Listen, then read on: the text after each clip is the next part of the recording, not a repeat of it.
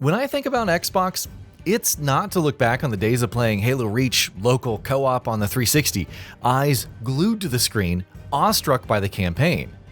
It's not that first time playing Gears of War, that first roadie run or chainsaw kill where blood drenched the screen. It's not even from experiencing the utter beauty and brutality on the OG Xbox. Nowadays, instead, it's the phrase, if something is too good to be true, it probably is. Few things from the company fit that profile quite like Game Pass. It's funny looking back to its announcement almost a decade ago, a library of games available for how much monthly? Even if the industry was years off from paying $70 for new AAA titles, $60 was still a significant price point, and being able to access such an extensive selection, well, it felt amazing. Of course, while Microsoft would entice everyone with the potential of adding backwards compatible OG Xbox titles to the service, the next major step was announced. Its first-party exclusives would become available on day one for subscribers. State of Decay 2, Forza Horizon 4, future Halo and Gears of War titles. It was simply unbelievable. For those concerned about Xbox's lack of exclusives at the time, Microsoft announced multiple acquisitions that same year, including Ninja Theory, Undead Labs, Compulsion Games, Playground Games, and more.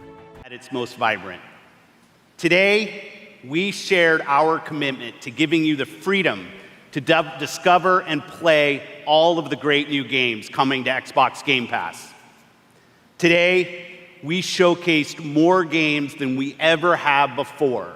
Game Pass Ultimate arrived in 2019 alongside PC Game Pass. Former Xbox head Phil Spencer called the service completely sustainable. Some of the hottest moments for the company were when it shadow dropped big-name titles on Game Pass like Hi-Fi Rush and The Elder Scrolls IV Oblivion Remastered to pretty positive responses. Slowly but surely, it grew into one of, if not the best subscriptions in gaming, spurring other companies to create their own in response, if not improve on the existing models like PlayStation Plus. Fast forward to now, and suffice it to say that the overall atmosphere surrounding Game Pass is a lot different. Underwhelming Call of Duty titles, which has become a major anchor of Xbox's software revenue, will no longer see new titles launching on day one for the service. 3 of the previously mentioned studios, and Double Fine, acquired to bolster the catalog, which they did, make no mistake, were sold off or became independent once more, not including Tango Gameworks being shut down before it was sold to Krafton. Bloomberg's Jason Schreier recently reported that many people in Xbox studio leadership, quote, absolutely detest Game Pass as a whole, believing it to have, quote, destroyed the value of their games. Spencer forecast 77 million subscribers by the end of July 2026. Reports claim that the current total is closer to around 30 million, which is down from the officially reported 34 million from 2024. And fun fact, at the time, he thought that if Microsoft couldn't reach that figure, then it would be better served leaving the games business entirely. These 5 new teams will have the resources, the platform, and creative independence to take bigger risks, create even bolder worlds for you. Is it any coincidence that there have been reports about Xbox being spun off entirely or even turned into a joint venture before the layoffs were announced? I digress, but the timing is certainly interesting, especially since current CEO Asha Sharma admitted that Game Pass hasn't grown at the pace we expected. The only saving grace in all of that is that it received a price drop after a controversial increase last year. Unfortunately, that hike resulted in millions of lost subscribers, according to Xbox Chief Strategy Officer Matthew Ball. And by the sound of recent reports, the company seems nowhere near reaching its 2024 peak. For now, love it, hate it, or ignore it, Xbox is in rebuild mode, cutting down on multiple layers of management and focusing on its biggest franchises. The problem is, it can't just scuttle Game Pass at this point, even if it is still shelling out money for third-party titles and devaluing its own exclusives, like the upcoming Gears of War E-Day. At the very least, it could have launched on PS5 and received some additional revenue from that, which might have helped shore up any potential sales lost through Game Pass. Now it doesn't get to have its cake and eat it too if recent console sales in the US are any indication. Those price hikes in August for the Xbox Series X and S will not help. It's kind of funny in a way. Game Pass is supposedly disliked internally and a major drain on resources while not growing. But alongside Candy Crush and Minecraft, it is one of the few things propping up Xbox. It's almost become an albatross for the company, existing in perpetuity with no concrete plans on how to combat subscriber numbers that have stagnated for years. Nothing in Sharma's grand reset, no comments about it from the executives talking about exclusives and whatnot.